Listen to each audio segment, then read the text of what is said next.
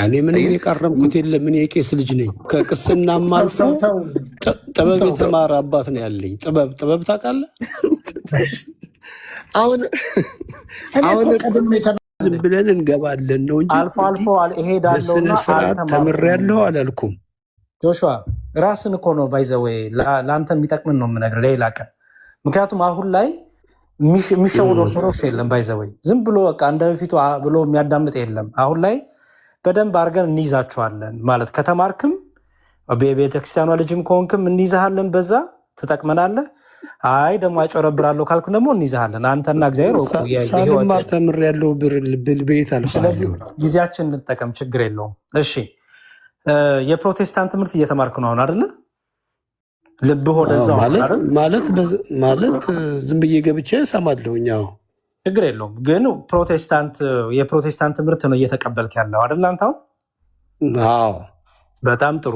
እሺ የፕሮቴስታንት ትምህርት ምንድን ነው? የቁርባን ትምህርታቸውን ትቀበለዋለህ? አይ እሱ ጋር ገና አልደረስኩኝም። እሱ እኮ ነው ዋናው።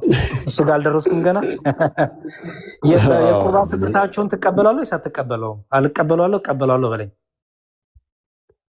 ሳልማረው ገና የእኛን ትምህርት ልንገርህ። የእኛ ትምህርት የጌታ ስጋና ደም እውነተኛ ነው፣ የዘላለም ሕይወት ይሰጣል ብለን እናምናለን።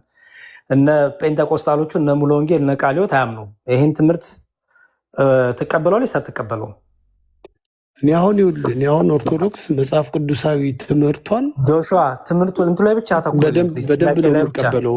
መጽሐፍ ቅዱሳዊ ትምህርቷን በደንብ ነው የምቀበለው። እኔ ከመጽሐፍ ቅዱስ ውጭ ያሉት ናቸው ጥያቄ የሆኑብኝ። ጆሹዋ አንዴ እኮ እሱን ጨርስና ቼክ አድርጌ ወደ አንተ ጥያቄ እመጣለሁ። የጌታ ስጋና ደም እውነተኛ የጌታ ስጋና ደም ሕይወት ይሰጣል ብለህ ታምናለህ? የጌታ ስጋና ደም እውነተኛ ነው፣ ሕይወት ይሰጣል፣ የዘላለም ሕይወት ይሰጣል ብለህ ታምናለህ? አሁን እሱ ውስጥ ዳይለማ ውስጥ ሆኜ እኮ ነው አሁንም ያለሁት እኮ። አላምንም ወይ አምናለሁ በለኝ። ታምናለህ ወይስ አታምንም? እንዲህ ስጋዬን የበላ ደሜን የጠጣ የዘላለም ሕይወት አለው ይላል። ታምናለህ ወይስ አታምንም? እኔ ጥያቄ ቃሉማ ተጽፏል። የጌታን ስጋና ደም የበላ የዘላለም ሕይወት አለው ብዬ አምናለሁ። ታምናለህ? በጣም ጥሩ። ስለዚህ አንተ ጴንጤቆስታል አይደለህም ማለት ነው። በዚህ ትምህርት ሙሉ ወንጌልም አይደለም ቃለ ሕይወትም አይደለህም። ምክንያቱም ይሄን ትምህርት ፈጽሞ አይቀበሉም እነሱ አንተ ያልከውን ትምህርት። እሺ ጥምቀት ለመዳን ነው ብለህ ታምናለህ? የምትጠመቀው ለመዳን ማለት የዘላለም ሕይወት ለማግኘት? አይ አላምንም። አታምንም? ጥምቀት ለምንድን ነው የምትጠመቀው? ነው የምታምነው ሆነ አንተ? እኔ አሁን ላይ ዝም ብዬ በራሴ እንትን እያልኩት ያለሁት ከሞቱ ጋር ሞትን ከትንሳኤው ጋር ትንሳኤ ትተባበራላችሁ የሚል አንብቤ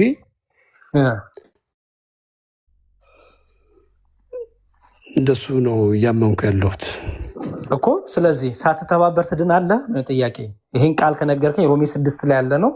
ከጌታ ጋር አንድ የምትሆኑት ከሞቱና ከትንሳኤው ጋር በጥምቀት ስትተባበር ነው። ከጌታ ጋር አንድ ሳትሆን ትድናለህ በጥምቀት?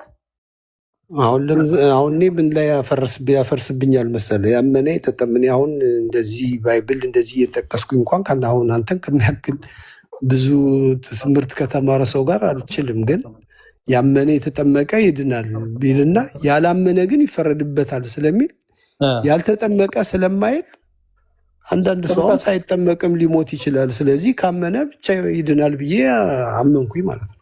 እሺ በደንብ ስማ ጆሹዋ፣ ማርቆስ 16 የጠቀስክልኝ በደንብ ስማ። እዚህ ጋር የሚድነውና የሚፈረድበት ተቀምጧል አይደል? የሚድነውና የሚፈረድበት ተቀምጧል አይደለ? በዚህ ቃል እሺ፣ አንተ መዳን ነው የምትፈልገው አይደለ? ስለዚህ የሚድነው ማን ነው ተባለ? እኔማ ኦልሬዲ ድኛለሁ ብዬ ነው የማስበው። አሁን ነው እኔ ቃሉን ነው እያወራሁ ያለሁት። ሚድነው ማን ነው ተባለ? ምን ያደረገ ነው ተባለ? ያመነ። ኧረ ተው፣ ያመነ የተጠመቀ ይድናል፣ ያላመነ ግን ይፈረድበታል ስለሚል ያልተጠመቀ ስለማይል አለማመን ነው የሚያስፈርድብህ እንጂ አለመጠመቅህ አይደለም ብዬ የሚያድን ምንድን ነው ይላል? እምነትህ ይላል። ማርቆስ 16 እንደዛ ይላል።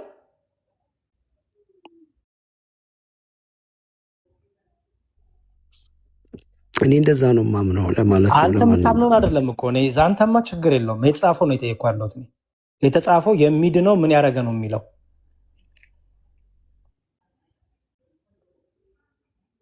ያመነ የተጠመቀ።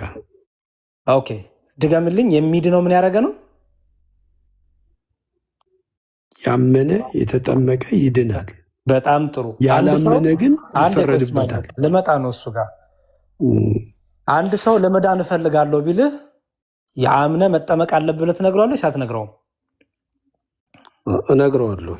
በጣም ጥሩ። ስለዚህ አንድ ሰው መዳን ከፈለገ መጠመቅ ማመን አለበት አይደል?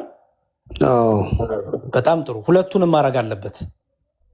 አይ ግን አሁን አመነ፣ ከዛ ቢሞት ላይድን ነው ያመነው ሰውዬ።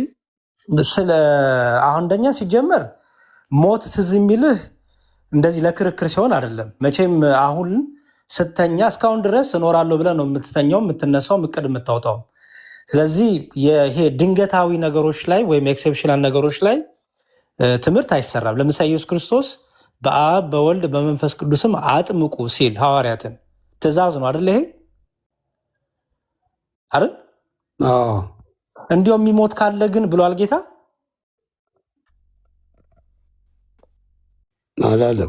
አላለም። ለምን ያላለ ይመስልሃል? ምክንያቱም ሞት የሚባለው ነገር ድንገታዊ ነው አይደለ? በተለያየ ጊዜ በተለያየ እድሜ በተለያየ ሁኔታ ይመጣ ነው አይደል? አንተ አሁን ሳይጠመቅ የሞተ ሰው በቃ አይድንም ብለህ ነው የምታምነው? እኔ ስለተጻፈው ትምህርት ነው የማወራው። ስለ ኤክሴፕሽናል ኬዝ አይደለም የማወራው። ኦኬ፣ ስለተጻፈው ትምህርት ነው የማወራ። ትምህርትና ኤክሴፕሽናል ነገሮች ለምሳሌ ከኛ እውቀት ውጭ የሆኑትን ነገሮች ለእግዚአብሔር ትሰጣለህ አይደለ? ለእኛ ግን የተሰጠ ምንድን ነው? የምናነበው፣ የምንረዳው፣ የምንታዘዝበት መጽሐፍ አለን አይደለ? ለምሳሌ አንተ ባለአእምሮ ሆነ ጊዜ አለ፣ እግዚአብሔር እድሜ ሰጥተዋል አይደለ? ስለዚህ አንተን የሚመለከተው ትምህርቱ ነው፣ ትእዛዙ የተሰጠው ትእዛዝና ትምህርት ነው። የትኛው? ያመነ የጠመቀ ይድናል።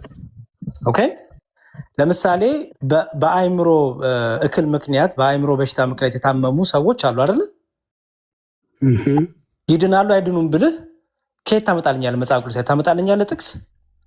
ያምናሉ እንዳትለኝ አእምሯቸው ነው የታመመው። አእምሯቸው ጤነኛ አይደለም። አይድኑም እንዳትለኝ የተጻፈልህ ነገር የለም። ስለዚህ ይሄንን እዚህ ላይ ትምህርት አሰራም ማለት ነው። ይሄንን ለእግዚአብሔር ነው የምትሰጠው። ለአንተ ግን ባለአእምሮ ለሆንከው ሙሉ ሰውነት አለ ጤና ላለ ግን እንዲው ብሞትስ ተብሎ ሳይሆን በተሰጠ ጊዜና እድሜ በተሰጠ ጤና መጽሐፍትን ማንበብና መረዳት ስለምትችል ጊዜም ስላለ ለአንተ የታዘዘው ምንድን ነው? መዳን ከፈለግ አምነ መጠመቅ አለብህ አይደለ? ትምህርቱ አይደለ? አዎ፣ ግን ይፈረድበታል የሚለው ደግሞ ያላመነን ነው። ሲጀመር ያላመነ ሰው በፍርድ ውስጥ ነው ያለው። አለቀ። ምክንያቱም በክርስቶስ ያላመነ ያመነ የተጠመቀ ይድናል ብሎ ያላመነ ያልተጠመቀ ይፈረድበታል አይልም። ያላመነ አይጠበቅበትም እኮ። ለምን መሰለህ? አንድ ሰው ሲጀመር ካላመነ ከመነሻውም በጥምቀት የማያምንም በጌታ የማያምንም እኮ። ለምሳሌ ስለ ሙስሊም ብትጠይቀኝ ክርስቶስን እየካደ ክርስቶስን እየሰደበ ክርስቶስን አምላክ አይደለም እያለ ይድናል ልልክ ነው? አይድንም። ምክንያቱም ከጀምሩም ራሱ በክርስቶስ አላመነም። ከጅምሩም በክርስቶስ ሞትና ትንሣኤ አላመነም። በሲጀመርም ክርስቶስ አምላኩ አይደለም። ስለዚህ ሰው ግን ዛሬ ሰምቶ ቢያምን ይድናል። ምን ማለት አልገባኝም። ሳይጠመቅ ነው የምትለኝ? እስኪጠመቅ ሊጠብቅ ነው ማለት ነው። ሳይጠመቅ ነው የሚድነው ነው የምትለኝ? ካመነ እኔ እንደሱ ብያምን። ጥሩ። በመጽሐፍ ቅዱስ ሐዋርያቱ በአብ በወልድ በመንፈስ ቅዱስ ማጥመቅ ከጀመሩ ሰዓት ጀምሮ ሳያጠምቁት የዳነ ሰው ስጠኝ። ሳያጠምቁት የዳነ ስጠኝ በመጽሐፍ ቅዱስ።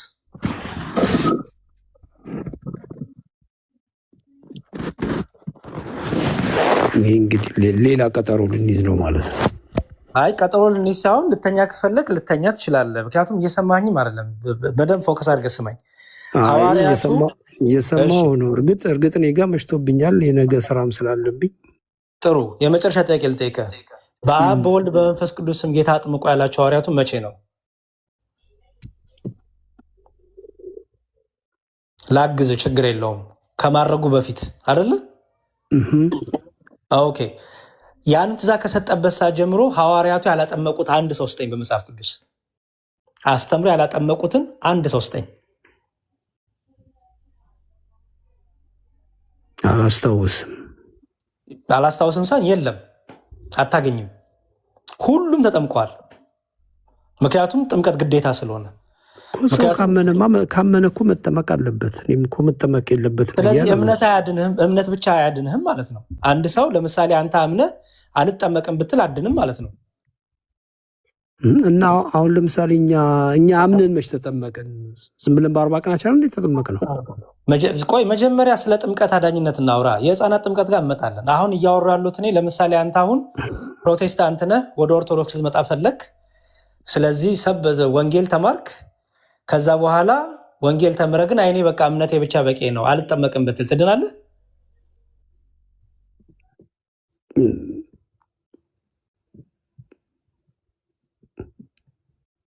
ትድናለህ? እኔ ከመዳን ጋር እኔ እምነት ብቻ ነው የሚያያዘው ብዬ ነው የማምነው። ስለዚህ አመነ ይጠመቃል ይድናል የሚለው አንተ ጋር መጠመቅ ግን ስርዓት ነው። ሰው ስርዓቱን መፈጸም አለበት። የጥምቀትን ስርዓት ማስረጃ ጥቅስ ስጠኝ። መተባበር ነው ስለሚል ከሞቱ ጋር ሞትን ከትንሳኤው ጋር ትንሳኤ መጠመቅ ስርዓት ነው የሚል ስጠኝ፣ ማስረጃ ስጠኝ። ዝም ብለን በግምት ከምናወራ በመጽሐፍ ቅዱስ እንድናወራ ያው መጽሐፍ ቅዱስ ከፍትላለሁ። መጠመቅ ስርዓት ነው የሚል ስጠኝ። እኔ መጠመቅ እንደሚያድን እሰጥሃለሁ፣ ለኃጢአት ስርየት እንደሆነ እሰጥሃለሁ፣ ከክርስቶስ ጋር አንድ የምንሆንበት እንደሆነ እሰጥሃለሁ። እኔ እኮ አሁን አንደኛ ከሰዓቱም ከምኑም ጋር በዚህ ሰዓት በመጽሐፍ ቅዱስ ለመከራከር ግን አይደለም የገባሁት። ጥሩ፣ እኔ ከፍትልሃለሁ። እሺ በቃ ችግር የለውም። አንተ ከከበደ እኔ ከፍትልሃለሁ። ምክንያቱም የተናገርከውን ነገር ማስረጃ ካልሰጠኝ ዝም ብሎ የራስ ምኞት ነው የምታወራው። ለምሳሌ ሮሜ 6 ላይ እስቲ ሮሜ 6 ላይ እሺ ከክርስቶስ ኢየሱስ ጋር አንድ እንሆን ዘንድ የተጠመቅን ሁላችን ከሞቱ ጋር አንድ እንሆን ዘንድ እንደተጠመቅን አታውቁም ይላል። ከክርስቶስ ኢየሱስ ጋር አንድ እንሆን ዘንድ ምን አደረግን ነው የሚለው? እኔ አይነበበኝም፣ ተነሳን ይመስለኛል። ግን የተጠመቅን ነው የሚለው። ስለዚህ የምንጠመቀው ለምንድን ነው አለ? አንድ ለመሆን። ስለዚህ ከመጠመቅ በፊት አንድ ነው ወይስ አይደለም?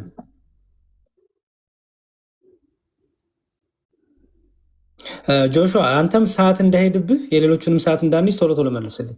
እዚህ ጋር ጥምቀቱ ጥቅሙ ለምንድን ነው አለ? አይ እኔ አሁን አንተ በል እያልከኝ ልል አልፈልግማ። እኔ መጽሐፍ ቅዱስን አንብብ ምን ያለሁት እኔ በል እያልኩ አይደለም። የተጻፈው ነው የጠየቅኩት። ጥምቀቱ እዚህው እያነበብኩልህ እኮ ነው። ከክርስቶስ ኢየሱስ ጋር አንድ እንሆን ዘንድ የተጠመቅን ነው የሚለው። የጥምቀቱ እዚህ ጋር ጥቅሙ ለምንድን ነው አለ? ለምንድን ነው የምንጠመቀው አለ? ከክርስቶስ ኢየሱስ ጋር አንድ ለመሆን። በጣም ጥሩ። ስለዚህ አንድ ሳትሆን ትድናለህ። አሁን ደህንነት እኮ ሌላ ጉዳይ ነው። ደህንነት በመስቀል ላይ የተሰራ ስራ አይደል? ኧረ እባክህ ክርስቶስ በመስቀል ላይ ምን አደርጋለሁ የሚጠይቁ የጠየቅኩ ሳት ስለኛ ነው። ስለኛ ስለ ደህንነትንና ጥምቀትን እዚህ ሮሜ ላይ ሁን ፕሊዝ። ይኸውልህ ከክርስቶስ ኢየሱስ ጋር አንድ እንደሆነ የተጠመቀን ይላል። የምንጠመቀው አንድ ለመሆን ነው ይላል። ከክርስቶስ ጋር አንድ ሳትሆን ትድናለህ ወይ ነው ጥያቄ።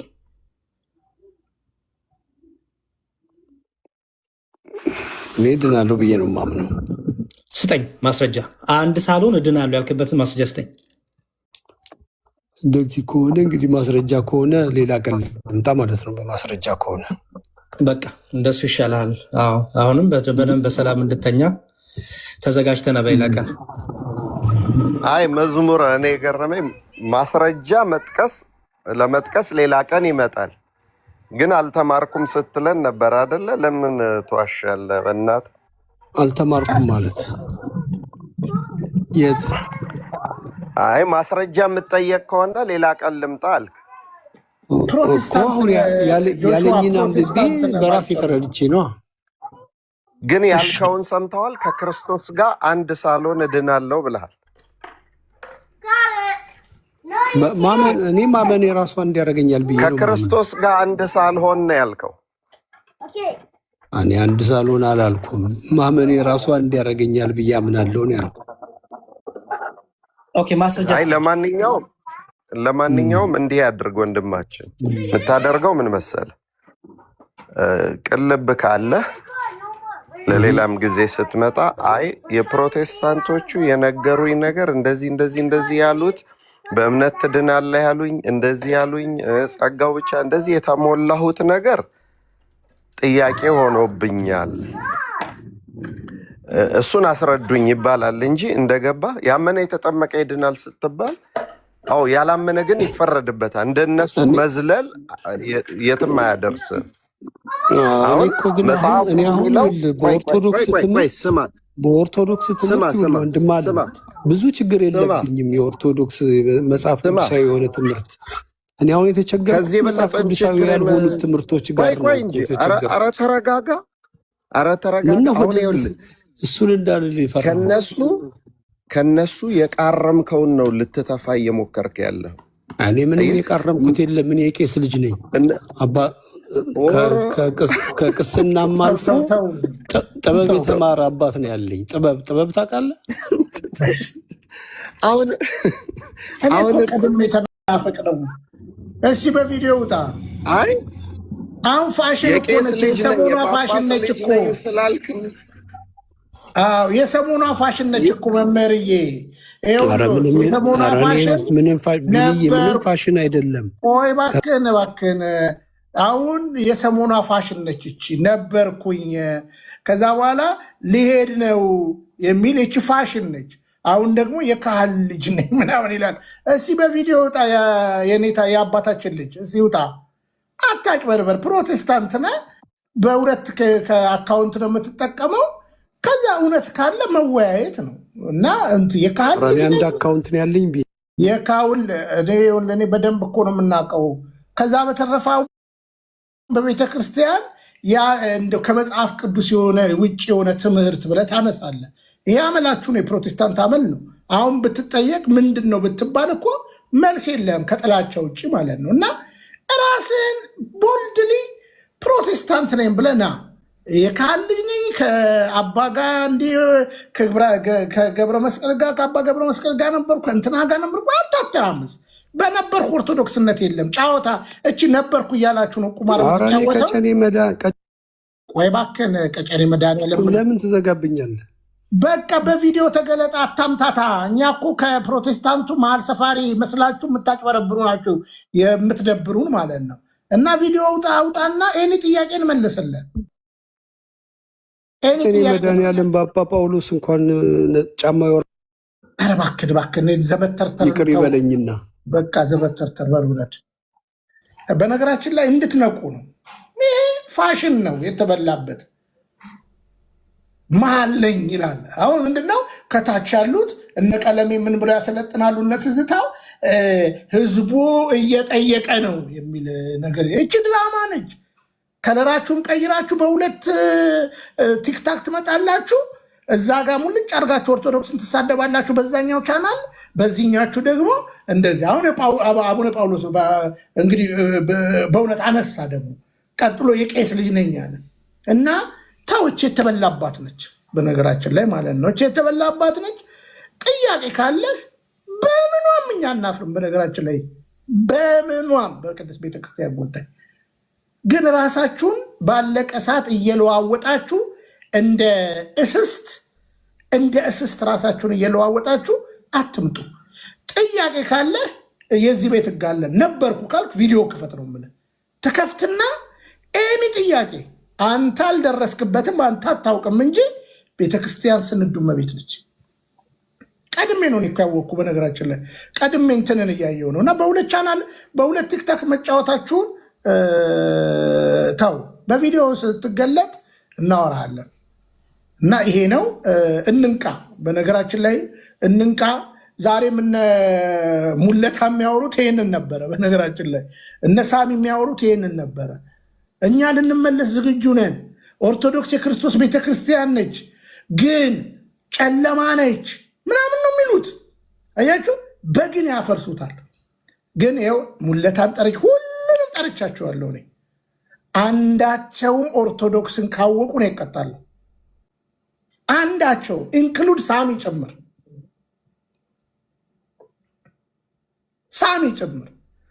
ቴዎሎጂ ኮሌጅ እንግሊዘኛ ሄደክ የማይገባህን እንግሊዘኛ በስነ መለኮት ከተምረ ያወካት እንዳይመስለን። እና ዛሬ ደግሞ እነው የፕሮቴስታንት ስኮላሮች ሁሉ ስለ ኦርቶዶክስ መስክረዋል ምናምን ሁሉ እያሉ እየተናገሩ ነበረ። እኔ ልንገራቸው ፈረንጅ ሀገር ያሉ ስኮላሮች ቅድስት ቤተክርስቲያን ትምህርት ካወቁማ ወዲያው እኮ ነው የሚመለሱት። በነገራችን ላይ እናሳያቸዋለን ከፈለጋችሁ። ብዙ የፕሮቴስታንት ስኮላር ወደ ቅድስት ቤተክርስቲያን የተጨመሩ ነው። ግን የእናንተንም እኛ አክኖሌጅመንት አንፈልግም። በቃ ኑ ጠይቁ ነው እያልናቸው ያለ ነው። በቃ ጠይቁ እና እውነታው ይሄ ነው። አይታችሁት ከሆነ ምንም የማውቀው ነገር የለም ብሎ ከዛ በኋላ ምንድን ነበረ ሲያደርግ የነበረው? ከመዝሙሬ ጋር መከላከል ነበር። አያችሁ፣ መጋጨት። ለምን? በሁለት ቻናል ነው ጫወተው። እና ጥያቄ ካላችሁ አሁንም እድል እንሰጣችኋለን፣ ግቡ። ይቅርታ ዲያቆንዬ፣ እንደው ስላናደደኝ ነው መሀላችሁ የገባሁት። በእውነት ይሄ በሁለት ነገር መጫወት ስለሚያስጠላኝ ነው። እንደዚህ አይነት ነገር ጥሩ ነው። በተለይ እንደዚህ ድራማ ለሚሰሩ የኦርቶዶክስ ማሊያ ለብሰው ለሌላ ቡድን ለሚጫወቱ አንደኛ እንድናቃቸው ይረዳናል። ሰው ጋር ኔክስት ታይም ላይ አይሸውዱም። ሰው ያውቃቸዋል። ቲክቶኩ ጥሩነቱ ይሄ ነው እና አንዳንዴ እንደዚህ አይነት ሰዎችን በትምህርታቸው መግለጥ፣ በፍሬዎቻቸው መግለጥ ጥሩ ነው። ድራማ የበዛበት መንደር ስለሆነ እዚህ መንደር ላይ ጥሩነቱ ኦርቶዶክሳውያን እንደዚህ አይነት ድራማ አይጫወቱም። ኦርቶዶክስ ማስመስለው ለፕሮቴስታንት የሚጫወቱ ይቅርታ፣ ፕሮቴስታንት መስለው ለኦርቶዶክስ የሚጫወቱ ማንም ሰው የለንም እኛ ሰው። ግን ኦርቶዶክስ መስለው ግን ዲያቆንን አባገሌንን እንደዚህ ነን እያሉ ኦርቶዶክስ ነበርኩ እያሉ ድራማ የሚሰሩ በጣም ብዙ አሉ እና እነሱን መያዝ የሚቻለው እንደዚህ ይዞ በማናገር ነው እና ለሰው ስለሚጠቅም ነው። ምንም ችግር የለውም። ቢኒዬ ቀጥሉ። በቃ እሺ፣ እግዚአብሔር ይስጥልኝ። ሌሎች ጥያቄ ያላችሁ ካላችሁ መቀጠል ትችላላችሁ። ምናልባት እዚህ ጋር ጓል ነው። ጓል ጤና ይስጥልን። እንዴት አመሻችሁ? እሺ፣ ከየት ነው? እኔ ከመቀለ ከመቀለ። ከየት ቤተ እምነት? ወይ እኔ ጥያቄ ብቻ ነው ያለኝ፣ ምንም እንትን የለሁም። ከየት ቤተ እምነት? ቤተ እምነት የላትም እህታችን፣ ገና እምነት ፍለጋ ላይ ናት። ብዙ ጠይቃለች፣ ብዙ ሞክራለች እና ብዙ ጊዜ ግን ያው ኦርቶዶክሲያን ጋር እየመጣች ብዙ ጠይቃለች እና ገና እግዚአብሔርን እየፈለገች ያለች አሁን ላይ ምንም ቤተ እምነት አባል አይደለችም እስከማውቀው፣ ግን ብዙ ክርስቲያኖችን ጠይቃለች እና እንደዛ ናት ጓል። ቅድም የሆነ ነገር እየተማርኩ አንድ ነገር እንትን አድርገኝ ትንሽ ግራ አጋባኝ። ምክንያቱም እኔ የማውቀው የተማርኩት እግዚአብሔር ይቅር ባይ እንደሆነና እናንተ ሸክማቸው የከበደ ወደ እኔ ኑና አቀልላቸዋለሁ ምናምን ይለናል። የፈለገ ኃጢአት ምንሰራ ይቅር እንደሚልንና ንስሐ ብንገባ ጸሎት ብንጸልይ ይቅርታ እንደሚደረግልን፣ ግን አንድ የሆነ ፓርት ላይ መንፈስ ቅዱስ ያሳዘነ ወይም የተሳደበ ግን ይቅርታ አይደረግለትም ይላል። አሁን እኔ ለምሳሌ ተሳድቤ አላውቅም ምንም፣ ግን አይ በእግዚአብሔር ነው መንፈስ ቅዱስ የሚባል የለም ብዬ ነበርና እግዚአብሔር የለም ወይም ደግሞ መንፈስ ቅዱስ የሚባል ነገር የለም ብዬ ከነበረ ተመልሼ ግን ተምሬ ይቅርታ እግዚአብሔር ይቅርታ አድርግልኝና በቃ ይቅር በለኝና ወደ ቤት ልመለስ ብል ይቅርታ ይደረግልኛል? መልሱላት፣ የኔታ ካሉ ይመልሱላት። ቢኒም ማነው ጌትሽም አለ መምህር ሕዝቅያስም ሀሳብ ስጧት። የጓል ጥያቄ ጥሩ ጥያቄ ነው። መንፈስ ቅዱስን የተሳደበ ስርየት የለውም የሚለው እንዴት ይታያል በክርስቲያኖች ነው? እንግዲህ ወይ ኔታ ይመልሱላት ካሉ፣ ከተኙ ግን ደግሞ ወይ መምህር ሕዝቅያስም ወይ ጌትሽ። እኔ እንኳን ብትመልሱ ደስ ይለኝ ነበር ሁላችሁም። ምክንያቱም መምህራኑ ዛሬ ስላወኳችሁ ደስ ብሎኛል። እኔ ቢኒያም ጋር ነው በደንብ የምንግባባና እናንተንም ስላወኳችሁ ደስ ብሎኛል። በዚህ በሶሻል ሚዲያ ላይ ለብዙ ሰዎችና ለኦርቶዶክስ ንቃት የሆናችሁ መምህራኖቻችንና ወንድሞቻችን ናቸው። በተረፈ ግን ወደ እህታችን ጥያቄ ስመጣ ባጭሩ እዛው ያነበብሽው ጥያቄ ላይ ቅድስት ቤተክርስቲያን ወይም አባቶቻችን እንዳስቀመጡት መንፈስ ቅዱስን የተሳደበ ኃጢአቱ አይሰረይለትም ይላል መጽሐፍ ቅዱስ። እውነትሽን ነው። ግን ምንድን ነው የሚለው? ኢየሱስ ክርስቶስን የተሳደበ ወይንም አብን የተሳደበ ኃጢአቱ ይሰረይለታል ማለት አይደለም። እስከሚያምን ካመነ በኋላ ይሰረይለታል ነው እንጂ እስከሚያምን ድረስ እኮ ማንኛውንም እግዚአብሔርን ለምሳሌ ቅዱስ ጳውሎስ ክርስቶስን ሲሰቅል ነበር አይደል? ከተመለሰ በኋላ ግን እንደገና ሐዋርያ አድርጎ ምርጥቃ አድርጎ ነው የላከው። ስለዚህ በአጭር ቃል እንደ ቤተ ክርስቲያን አስተምሮ አንቺ አማኝ ወደዚህ ወደ ኦርቶዶክስ ልትመጭ እስከሆነ ድረስ ለመንፈስ ቅዱስ ወልድን ለመሳደብ በስጋ ተገልጦ አይቶታል። መንፈስ ቅዱስን ግን ከተዘጋ በር ከተዳፈነ እሳት እንዲሉ መንፈስ ቅዱስን የለም መንፈስ ቅዱስን ፍጡር ነው ብሎ ለመካድ ምክንያት የለውም ብለው ካስቀመጡ በኋላ አይ ሳያምንስ በእግዚአብሔር በአብም በወልድም በመንፈስ ቅዱስም የሚያምን የለም፣ ነገር ግን እስከሚያምንበት ድረስ ኃጢአቱ አይሰረይለትም፣ ካመነበት በኋላ ይቅር በላይ ብሎ ሲመለስ ይሰረይለታል። ለዚህም ማስረጃችን ምንድን ነው? እስመ አምነ በስመ ወልደ እግዚአብሔር ወዳ ተኮነነ ይዜ ቅድም እንደውም እየተነሳ ነበርና ወንድማችን መናፍቁ ወይንም ፕሮቴስታንቱ ልጅ ሲያነሳው ከነበረው ጋር የተያያዘ ነው። በወልድ እግዚአብሔር ያላመነ ዛሬ ተፈረደበት ብሎ ጌታ ተናግሯል። ስለዚህ በክርስቶስ ያላመነ ወይንም በመንፈስ ቅዱስ ወይንም በእግዚአብሔር አብ በእግዚአብሔር ወልድ በእግዚአብሔር መንፈስ ቅዱስ ያላመነ እስከሚያምንበት ድረስ የተፈረደበት ነው። ባመነ ጊዜ ግን ፍርዱ ቀርቶለት እግዚአብሔር ምሕረት ያደርግለታል ማለት ነው። ለምን ቢባል በትንቢተ ኤርምያስም ሲናገር ኖ እንተዋቀስ ይቤ እግዚአብሔር ኖ እንዋቀስ ይላል። ይህንንም ሰለስቱ ምዕት በሃይማኖተ አበው ሲናገሩ ይህንን ወስደው ሲናገሩት ኖ እግዚአብሔር እንዋቀስ ይላል ያለውን ሲተረጉሙት ወበከመ ይፈቅድ ሰይጣን ክፋትን ለቅሞ ማስኮነን እንደሚፈልግ ሁሉ ወይፈቅድ ምክንያተ ለድኂን እግዚአብሔር ሰውን እንኳንስ በስሙ ያመነውን ምጽዋት መጸወተ ደግ ነገር አደረገልኝ ብሎ በበጎ ስራው ሊምረው ይፈልጋል ብለው አስቀምጠውታል። ማስረጃ ሲባሉ ምንድን ነው የሚለው? በደቀ መዝሙር ስም ቀዝቃዛ ውሃ የሰጠ ዋጋውን አያጣም ብሏልና።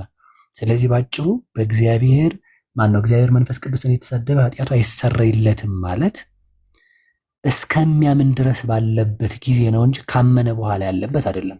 ምክንያቱም እግዚአብሔር ራሱ ምን ብሏል? እኔ መሐሪና ይቅርባይ ነኝ ካለ እግዚአብሔር ይቅርባይ መሐሪ ቸር ነውና ማለት ነው። ከዚህ የተነሳ እስከምናመን ያለውን ነው እንጂ ካመነ በኋላ ያለውን አይደለም። በጣም አመሰግናለሁ። ግልጽ ነው።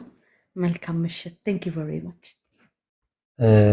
እሺ አንድ መልእክት በዚሁ ላስተላልፍ። ምናልባት እነዚህን ወንድሞቻችንን በደንብ ወይንም እዚህ ጋር ግሩፕ ላይ ያሉትን መምህራኖች በደንብ ብትከተሏቸው ጥሩ ነው። እኔ እንደው በጣም የሚያስቀኝ መናፍቃን ወይንም ሌሎች ሰዎች ሲጠቅሱ ጥቅስ እነሱ የሚጠቅሱትን ጥቅስ እስከማናውቀው ድረስ እነሱ የሚቀይሩትን ብላት እስከማናውቀው ነው የሚደርሱት። እኔ ክርስቲያን ነበርኩ የሚል እኔ የጳጳስ ልጅ ነኝ አይደለም እንኳን ክርስቲያን ነኝ። እኔ ሳጥን መልአክ ነበርኩ ቢለኝ አንድ ሰው ነበርኩ ነው ያለ። መልአክ ነበርኩ ካለ ዲያብሎስ መልአክ ነበር ነው መልሱ። ክርስቲያን ነበርኩ ካለ አይ እንኳን አንተ ይሁዳም ሐዋርያ ነበር ነው መልሱ። እኔ ክርስቲያን ነበርኩ ቢለኝ እንኳን አንተ ይሄ ዲዮቅልጥያኖስም አክራሪ ክርስቲያን ነበርኩ ሳይሆን ነሆይ ነው ነሆይ ነው። ይህን ስልታችሁን እንደው እዛው ብታደርጉት የተሻለ ነው እንጂ ክርስቲያኑ የጳጳስ ልጅ ነው የቄስ ልጅ ታዲያ የቄስ ልጅ መንግስተ ሰማያት ይገባል ተብሏል። ስራ ያለው ነው እንጂ ይገባል የተባልከው። የአባትህ እምነት ለአንተ እምነት ሊሆን አይችልም እኮ። አባትህ አስጠምቆ ክርስቲያን ካደረገ ብቻ ነው አንተን አስተምሮ እስካጸደቀ ድረስ ብቻ ነው የእሱ ልጅ ነኝ ብለህ መኖር የምችለው። ምክንያቱም ይሁዳም የክርስቶስ ደቀ መዝሙር ነበርኩ ነው እንጂ ነኝ ብሎ አይናገርም። ስለዚህ ባካችሁ ይሄንን ስልታችሁን ምናልባት ሲነቃ ይቀራል ይላል ሌባ አይደል? ያው እንግዲህ ሁላችንም ስለተረዳ ነው ብታውት እዚህ ጋር እየገባችሁ የምታደናግሩ ጴንጤዎች ለማለት ነው የፈለኩት። ባጭሩ የቄስ ልጅ ነበርኩ፣ የጳጳስ ልጅ ነበርኩ፣ የመነኩሴ ልጅ ነበርኩ፣ ቀዳሽ ነበርኩ። እኔ እንደው በጣም የገረመኝ ማለት ነው መዝሙረ ያሬድ ሲጠይቁ ምንድነው ያለው? የግሸን ማርያም ታምር ይነበባል አለ። ጭራሽ የግሸን ማርያም ታምር የሚባል የሌለውን ማለት እንደው እና የሚያወሩት ነገር ያው እዛ እነሱ ጋር እንደሚሰራው አዳራሽ ላይ ያለ ነገር ስለሆነ ስለዚህ ኦርቶዶክሳውያን ስለ እምነታችሁ ጠንካራ እንድትሆኑና እንደዚህ የሚሉት ሰዎች እነማን እንደሆኑ እንድትለዩ የሚል መልእክት ነው ያለኝ። በተረፈ ከኔ በፊት ለተናገሩም ላስተማሩም ቃለ ሕይወት ያሰማልን እግዚአብሔር በቤቱ እነሱን እኛንም ያጽና ብዬ እላለሁ። ከዛ በተረፈ ግን እንዳሁኑ በሰከነ መንፈስ መነጋገር ጥሩ ነው። የአሁኑ ሰውዬ አንድ ማንነቱን ባይገልጥም ማንነቱን እኛ ብናውቀውም ንግግሩ ግን ቢያንስ የሰከነ ሀሳብ ነበር እና እንደዛ እንዲሆን እላለሁ። ከዛ በተረፈ ከተወሰነ ደቂቃ በኋላ እወጣለሁ። ምናልባት የምንቆይ ከሆነ ወደ እናንተ ይመለስ። እሺ ቃለ ሕይወት ያሰማልን፣ ቃለ ሕይወት ያሰማልን። ያው አባታችን እንግዲህ ያው ለቲክታክ አዲስ ናቸውና እዚህ የፕሮቴስታንት ውይይት ፍጭትና ጩኸት ከባድ ነው እና ኧረ ጩኸት ለዛውም ትንሽ እና ጩኸት ለዛውም ከዚህ የባሰ ብዙ ነገር አለና ለማንኛውም ሁላችን እናላመደዋለን። እሺ መሳይ ጤና ስጥልን። ከየት ነው? ከዛ በኋላ ጌትዬ ዝግጁ ከሆንክ እድል ሰጣለሁ። መሳይ ጤና ስጥልኝ። ሰላም በጌታ ሰላም ላይ እናታች ያላችሁን ሰላም ብያለሁ። እሺ እግዚአብሔር ይመስገን። ከየት ቤተ እምነት ነው? እኔ ሙሉ ወንጌል ነኝ። ፔንቴኮስታል። እሺ ኦርቶዶክስ ተዋህዶ ነበርክ?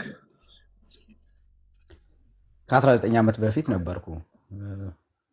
ድሮ ነበር ቤተሰብ ከዛ ነበር። እሺ ከ19 ዓመት በፊት ነበርክ ማለት ነው። ፕሮቴስታንት ከሆንክ ስንት ዓመት ሆነ? አሁን በቃ 19 ዓመት ይሆናል። 38 ዓመት። እሺ የቅድስት ቤተክርስቲያን ዶግማን ታውቀዋለህ? እኔ እንኳን አውቀዋለሁ ብዬ መናገር አልችልም በድፍረት። እሺ ቅድስት ቤተክርስቲያን አውቃታለሁ ብለህ ልታስብ ትችላለህ? ሙሉ በሙሉ አውቃለሁ ብዬ በሙላት መናገር አልችልም። ማውቀውን ግን አውቃለሁ። እንደ ህዝቡ 60 ሚሊዮን ምዕመናን ስላለ ከዛ ውስጥ አንዱ ነበር። ወር ቤተሰብ 60 ሚሊዮን አይደለንም እኛ 78.9 ሚሊዮን ነን። እኛ እንደዛ ነን ማለት እንትን እቺ ድራማዋ ትቀር። እሺ ምክንያቱም አሁን እንትን መስሪያችን ስላይደለ ማወቅ ከፈለግ እንደዛ ነን። ተረዳይ 78 ሚሊዮን ነጥብ ምናምን ነን። እሺ እንደዛ ነው የሚባለው። እሺ ሙሉ ወንጌል አይደለ? በጠቅላላ እዛ ነው አይደለ? አገልጋይ ነው ሙሉ ወንጌል? አገልጋይ ነው ሙሉ ወንጌል? አገልጋይ አይደለሁም። እሺ ሙሉ ወንጌል በልሳን እንደማይጸልይ አገልጋይ እንደማይሆን ታውቃለህ አይደለ? ትምህርቷ ላይ በግልጽ አለ። በልሳን መጸለይ አለብህ። ሙሉ ወንጌል እንኳን በዛ ደረጃ እንትን አትልም። አታውቀውም? እንትኑ አታውቀውም? በዛ ደረጃ አይሉም። ሙሉ ወንጌል በእምነት ነው የሚሉት። እሺ የመንፈስ ቅዱስ ሙላት የሚለውን ትምህርት ታውቀዋለህ?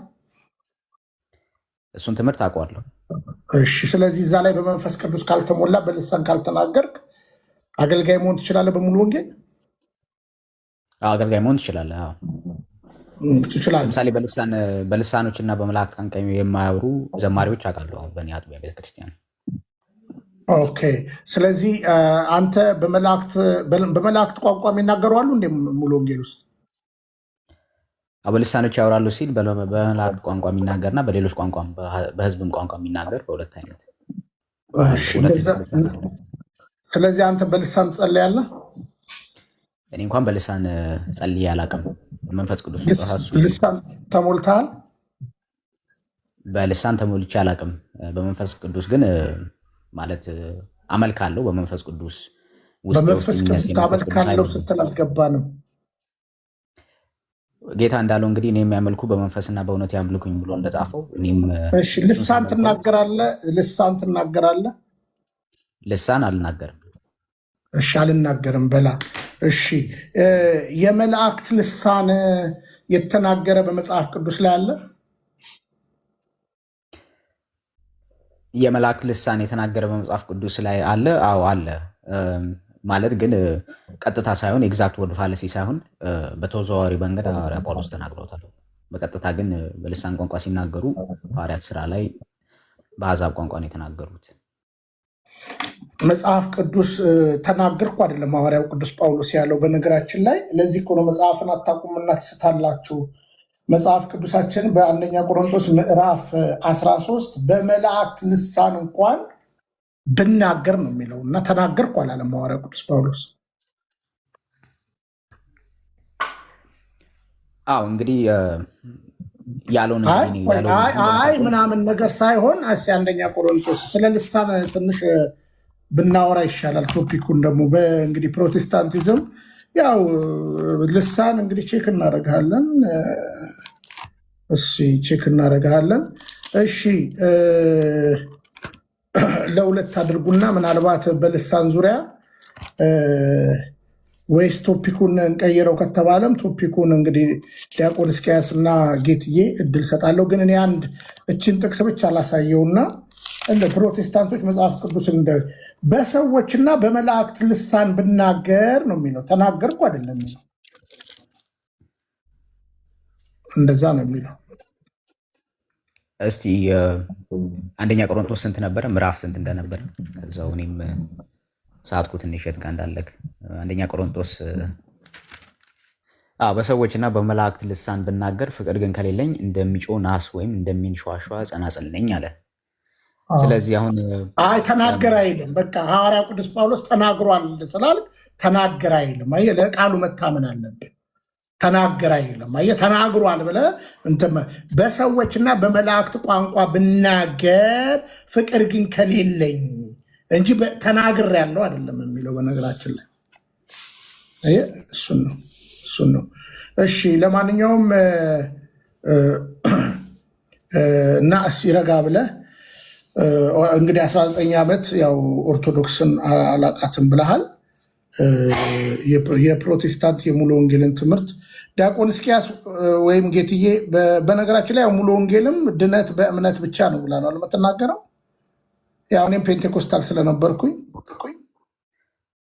እሺ ቢኒያም መሰለኝ ያልከው ላይ አንድ ነገር ለማለት መጀመሪያ ቆሮንቶስ 14:18 ታነብልኛለህ? እሺ ከሁላችሁ ይልቅ በልሳን እናገራለሁ፣ በቋንቋ እናገራለሁ። በተለያየ ቋንቋ ይናገራል ሐዋርያው ቅዱስ ጳውሎስ። ሻራራራራ የሚል ፕሮቴስታንቱ አይደለም። በነገራችን ላይ እሱ አጋንንታዊ ነው ወይም የስጋ ነው። እሱም መወያየት ከፈለግክም ችግር የለም፣ መቀጠል ይቻላል። እሺ አይ ከላይ ስታነብ ከላይ 2-3 ወጣ ብለህ ስታነብ አውዱ ምንድን ነው የሚለው? እኔ ሙሉውን 14 ጊዜ ብታነበው በአጭር አማርኛ የሚዳኘን ቃል የትኛው እንደሆነ ታውቃለህ? በዓለም ላይ ቁጥር 10 ላይ በዓለም ላይ ምናልባት ቁጥር የሌለው የቋንቋ አይነት ይኖራል፣ ቋንቋ የሌለው ሕዝብ ግን የለም ይላል። ልሳን ማለት ቋንቋ ነው። ከቋንቋ ውጭ ምንም ብትፈራገጥ ሌላ ነገር የምታመጣው የለም። የግዕዝ ቃል ነው፣ ቋንቋ ማለት ነው። አንድ ሰው ቋንቋ በዓለም ላይ ብዙ ቋንቋ አለ፣ ቋንቋ የሌለው ሕዝብ ግን የለም ይላል። ስለዚህ አሁን ሙሉ ወንጌል ቤተክርስቲያን ያው ጎተራ ላይ ዓርብ ነበረ ሙላት የነበረው፣ ሰኞ ነበረ። ጋሽ አሁን እንኳን አርፈዋል። ፓስተር የህብረት አምባው ነበረ የሚሞላን ማለት ነው። እኔ ራሴ ይሞላናል ብዬ ብዙ ጊዜ እጄ ነበረ። መጨረሻ ላይ ሽንት ቤት ነው የተሞላሁት። ሻውሩ ቀዝቅዞኝ ከዛ እኔ የምለው ነበረ ሻራራራራ ኤርጋንዶ ምናምን በደንብ ላቅልጠው ካልኩኝ አሁን ጊዜ ከሰጠኝም አቅልጠዋለሁ። ስለዚህ ግን ምንም ፍሬ የሌለው በቃ ሰዋዊ ልምምድ ነው፣ አጋንንታዊ ልምምድ ነው። ስለዚህ ብዙ ባትዳክርበት እሱ ላይ ጥሩ ነው ብዬ አስባለሁ። ምክንያቱም መጽሐፍ ቅዱሳዊ ስላይደለ መቼም የ100 ዓመት ውስጥ የነበረ የሆነ ልምምድ ስለሆነ መጽሐፍ ቅዱስ ላይ የሌለ ነው። እኔ የምናገረው ነበር፣ አንተ ደግሞ አልተናገርከውም። እናገረዋለሁ ካልክ ግን ሳትፈራ ንገረኝና እንበት ነው። ምን ችግር አለ? በዓለም ላይ ቋንቋ የሌለው ሕዝብ የለም አይደለ? በዓለም ላይ ቋንቋ የሌለው ሕዝብ የለም ብሎ ነው ሐዋርያው ቅዱስ ጳውሎስ። ይኸው ምናልባት ቁጥር የሌለው ቋንቋ አይነት ይኖራል፣ ቋንቋ የሌለው ሕዝብ ግን የለም። ስለዚህ የማንን ቋንቋ ነው የምትናገረው? እሱን እንጠይቀሃለን። ስለዚህ የአጋንንታዊ ልምምድ ሰዋዊ ልምምድ ነው በቃ የሰው ፍላጎት የሆነ መቀጣጠል እና ይሄ ደግሞ ብዙ የፕሮቴስታንት ስኮላሮች በአሁኑ ሰዓት ልክ አይደለም እያሉ እየተናገሩ ነው። እና በልሳን ዙሪያ ነው መወያየት የምትፈልገው ወይስ ሌላ አርዕስት አለ? በልሳንም ዙሪያ ማውራት እንችላለን። ምንም ችግር የለብኝም። እኔም በዛም ብናወራም ደስ ይለኛል። መምህር እስኪያስ ወይም ሌሎች እንዴት ነሽ? ቅድም ነበር የላኩት ተሰው ልጅ ደህና ነሽ? እንዴት ነሽ?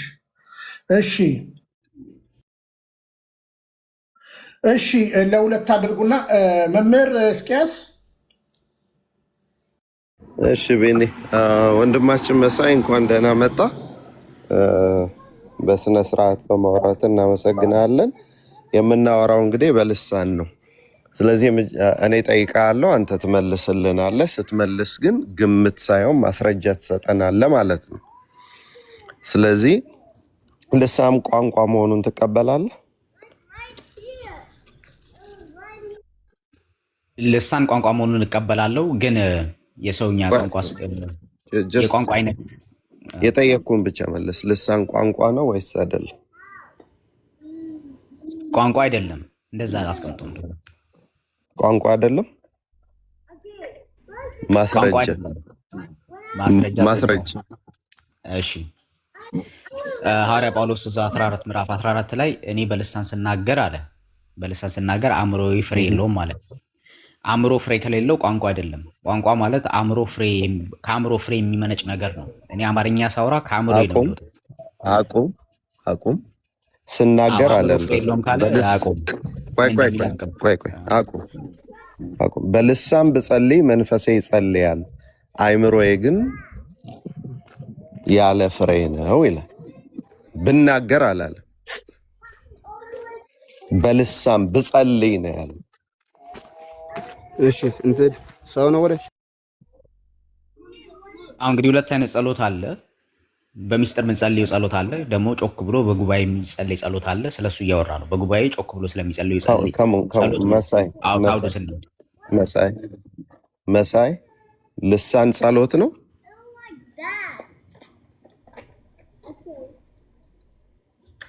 ልሳን ጸሎቱም ነው፣ የእግዚአብሔርን ሚስጥር የምንገልጥበት መንገድ ነው። ሁለቱም ነገር ሊሆን ይችላል። ማስረጃ ልሳን ጸሎት ነው የሚል ማስረጃ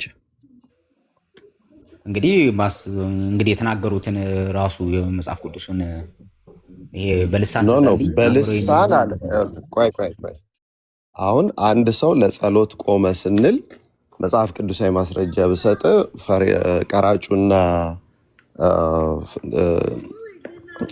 ለምሳሌ ሐናን የሳሙኤል እናት ሐናን ነብይቷን ብንሄድ ሄዳ ስትጸልይ ካህኑ በዚህ ቀን ምን ታደርጊያለሽ? ሰክረሽ ነው ወይ አላት። አይ አልሰከርኩም፣ ልቤ ያዝኖብኝ ነው አለችው። ተነጋገሩ፣ ተግባባ። እግዚአብሔር ልብሽን አዘን ያረቅ ብሎ ሸኛት። ጸሎት ማለት ጌታ እንዳለው ወደ በቤት ገብተህ የምትጸልየው ወይንም ደግሞ እናንተ ስትጸልዩ ደጃችሁን ዘግታችሁ ጸልዩ እንዳለው። አሁን ጸሎት አንድ ነገር ነው፣ ልሳን ደግሞ አንድ ነገር ነው። ስለዚህ ቅዱስ ጳውሎስ ያለውን አንደኛ ቆሮንቶስ 14:14 አነብልሃለሁ። በልሳን አለ።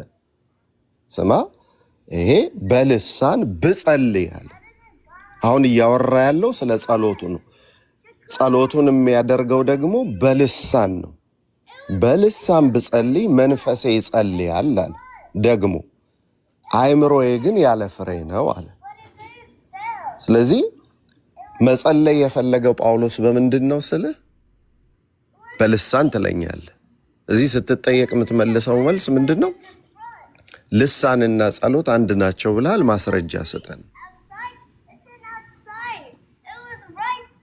አሁን እንግዲህ እዛው መጽሐፍ ቅዱሱ እንግዲህ የጠቀሱት አባቴ መሰለኝ ኢሳይያስ እዛ ጋር የጠቀሱት ቦታ ይናገራል። እንግዲህ በልሳን ብጸልይ ያለ ከዛ ደግሞ ወደ 18 እና ወደ 19 ሄድ። ነገር ግን በቤተክርስቲያን ከሁላቸው የበለጠ በልሳን አሁን ወደዛ አልሄድኩም። አሁን ያልከን ልሳን ጸሎት ነው ብለሃል። ማስረጃ አውጣና ልሳን ጸሎት ነው። ልሳን ጸሎት ብቻ ነው አላልኩም። ብቻ የምትለውን ቃል አልተጠቀምኩም። ልሳን ጸሎት ነው አልክ አይደለ? እሺ ልሳን ቋንቋ አይደለም ብለሃል።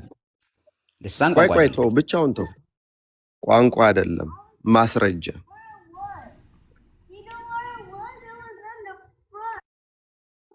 እስከምናውቀው ያህል ድረስ አእምሯችን የሚያመነጨው እኛ ምን እንደምንል አውቀን በውስጣችን በአእምሯችን በልባችን ውስጥ ያለውን ሀሳብ የምንገልጥበት መንገድ ነው። በቮካል ኮርድ ምናምን ማስረጃ ለሱ እሺ ማስረጃ ቋንቋ የሚለውን እንግዲህ ዲክሽነሪ ማውጥቼ ነው ማሳየት ያለብኝ። ግን እኔና እርሶ ስንነጋገር አማርኛ እያወራን ነው። እኔ አእምሮ ያመነጨውትን ነገር ነው እየተናገርኩ ያሉት። እርሶም ከአእምሮ የሚመጣውን ሀሳብ ነው እየተናገሩ ያሉት። እታችም የሚሰማው ድምፅ ሰምቶ ቋንቋውን ሰምቶ ውስጡ ሲገባ ያንን መልእክት በቃ ያውቀዋል። ስለዚህ የፍሬ ነገር ነው። ልሳን ግን አፍ ላይ ያለ ነገር ነው። ልሳን በአፍ ላይ ብቻ ያለ ነገር ነው። አሁን በተጠየቀ ቁጥር እየሳትክ ነው። ድጋሚ እናንብብ አንድ ነገር ቁጥር 7 ላይ ነፍስ የሌለበት ነገር ግን ዋሽንትም ክራርም ቢሆን ድምፅ ሲሰጥ የድምፁን ልዩነት ባይገልጥ በዋሽንት የሚነፋው ወይስ በክራር የሚመታው መዝሙር እንዴት እንደሆነ ያውቃል። አሁን ዋሽንትና ክራር የማይችል ሰው አምጥተህ ዝም ብለህ ዋሽንቱንም ቢነፋ ክራሩንም ቢመታው ምን ይሆናል? መዝሙር እንደሆነ አይታወቅም። ምን እንዳረገ ምን አይነት ነገር ምን አይነት ዜማ እንዳወጣ ያውቅ። ግን ሙያ ያለው ሰው ማለት ነው። ሙያ ያለው ሰው በቃል የተዘመረውን መዝሙር በክላሲካል ቢጫወተው መዝሙሩን የሚያውቁት ሰዎች ምን ይላሉ? ልክ በየቲቪው እንደምታየው ገና ሙዚቃውን ሰምተ የማዘፈን ነው ሲባሉ እንደሚለዩት ሁሉ ትለያል። ነፍስ የሌለበት ሸምበቆና ክራር እንኳን የሚናገረውን ሰው ያውቃል በትክክል ከተናገረ። እዚህ ልሳን ቋንቋ ነው። ልሳን ቋንቋ ነው። ማስረጃ ትፈልጋለህ? እሺ ልሳን ደግሞ ቋንቋ እንዳልሆነ ይሄን ላስቀምጥ። በመንፈስ እጸልያለሁ፣ በአእምሮዬም ደግሞ እጸልያለሁ። በመንፈስ እዘምራለሁ፣ በአእምሮም ደግሞ እዘምራለሁ ሲል ሁለት ነገሮችን ፔር መንፈስ ምንድን ተናገረ። በመንፈስ እጸልያለሁ። ወደ ሌላ ቦታ ልትሄድ ነው። ወደ ሌላ ቦታ ልትሄድ ማስረጃ ነው። ማስረጃ ማቅረብ ይዛው ላይ ምዕራፍ ማስረጃ መጽሐፍ ቅዱስ ቆይ አሁን እንዲህ እናድርግ። የትም አልሄድኩም። እዛው ነው መምህር። ቆይ ማስረጃ እናውጣና እንዲህ እናድርግ። ይታያል አይደለም? መጽሐፍ ቅዱሱ ምን ይላል? ባለ 50 የተባለው ቀን በደረሰ ጊዜ ሁሉም በአንድ ልብ ሆነው አብረው ሳሉ ድንገት እንደሚነጥቅ አውሎ ነፋስ ከሰማይ ድምፅ መጣ። ተቀምጠው የነበሩበትን ቤት ሁሉ ሞላው። እንደ እሳት የተከፋፈሉ ልሳኖች ታዩአቸው፣ በእያንዳንዳቸው ላይ ተቀመጡባቸው። በሁሉም መንፈስ ቅዱስ ሞላባቸው። መንፈስም ይናገሩ ዘንድ እንደሰጣቸው በሌሎች ልሳኖች ይናገሩ ይጀመራል። አሁን እነዚህ ሐዋርያት በጉባኤ ፊት ነው ያሉት። በሌሎች ልሳኖች መናገር ጀመሩ። ከሰማይ በታች ካለው ሕዝብ ሁሉ በጸሎት የተጉ አይሁድም በኢየሩሳሌም ይኖሩ ነበር። አየህ፣ አይሁድ ያሉት በጸሎት ነው። ሐዋርያት ደግሞ በልሳኖች እየተናገሩ ነው። ይህ ድምፅ በሆነ ጊዜ ሕዝቡ ሁሉ ተሰበሰቡ። እያንዳንዱም በገዛ ቋንቋው ሲናገሩ ይሰማ ስለነበረ የሚሉትን አጡ። በምን ቋንቋ ነው የተናገሩት? በገዛ ቋንቋው። እነዛ ሰዎች ለጸሎት ነው የመጡት፣ በኢየሩሳሌም ነው የተሰበሰቡት፣ ግን የተወለዱት ሌላ ሀገር ነው። ተገርመውም ተደንቀውም እንዲህ አሉ፣ እነዚህ የሚናገሩት ሁሉ የገሊላ ሰዎች አይደሉምን አሉ።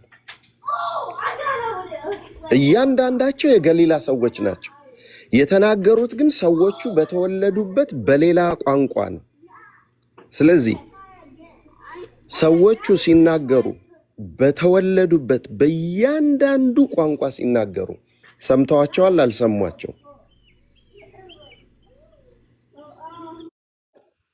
160 ደግሞ የሚሉትን አያውቁም። እሱ ነው ልሳን ሀሳቢው። 160 ምን እያሉ እንደሆነ አያውቁም። ብቻ በልሳን እሳት ወረደባቸው፣ በሌላ ቋንቋ እያወሩ ነው። ግን 150 140 ያንን ነገር ሲናገሩ እዛ መሃል በአይሁድ በፓስኦቨር ጊዜ በሐዋርያት ስራ ላይ እዛ ላይ ሲናገሩ እነዚህ የገሊላ ሰዎች አይደሉ እንዴ? እንዴት ነው የኛን ቋንቋ የተናገሩት ብሎ ራሱ ህዝቡ ሲታዘብና ይህንን ሀሳብ ሲያቀርብ ህዝቡ ራሱ እነዚህ የገሊላ ሰዎች ሆኖ አይሁዳዊነትን የተቀበለ ህዝብ ነው እዛ የተሰበስበው ለአይሁዶች ፓስኦቨር እንትን ህዝቡ ራሱ እነዚህ የገሊላ ሰዎች ሆነው የእኛን ቋንቋ ሊያውቁ አይችሉም። እኛ ከሌላ ሀገርና ከሌላ ህዝብ የመጣን አንዳንዱ ከአክሱም የመጣ ሊኖር ይችላል፣ አንዳንዱ ከፐርዣ የመጣ ሊኖር ይችላል፣ አንዳንዱ ከግሪክ የእንትን ሰዎች ይላል። ስለዚህ እነዚህ ምን እያሉ ነው? እነዚህ 140ዎቹ ሲናገሩ ምን እንደሚናገሩ አያውቁም። ልሳን ወረደባቸውና አውሩ። የገሊላ ሰዎች ናቸው፣ አያውቁም። ጴጥሮስ እንዳልተማረ ነው የምናገሩ። ስለዚህ የተናገረው ነገር ቋንቋ ካልን ከአምዶ የመነጨው ነገር ነበር ማለት ነው። የዛን ጊዜ ቋንቋ እንለዋለን። ሌሎቹ ግን ሰምተው ገብቷቸዋል። በገዛ ምናችን ተናገሩ አሉ። በገዛ ቋንቋችን ተናገሩ አሉ። ሐዋርያት ላይ የወረደው ምንድን ነው?